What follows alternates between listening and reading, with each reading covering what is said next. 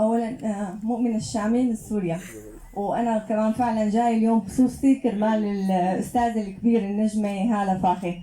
نحن ما بتتخيلي قد ايه بسوريا كثير بنحبك، واي مسلسل اي فيلم فيه هاله فاخر هذا لازم يكون شيء استثنائي.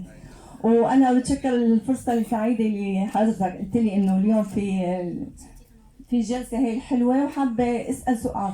طالما المخرج قال لك انه ممكن احكي بالسوري؟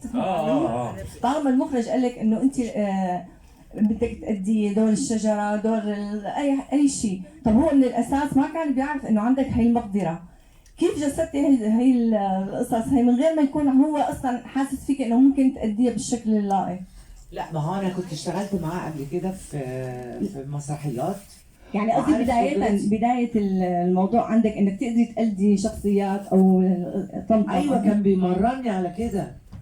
هي بيمرني علشان يشوف قدرتي انا ان انا استوعب اعمل صوت مختلف عن التاني وبتاع. هو عارف، هو المخرج ايه؟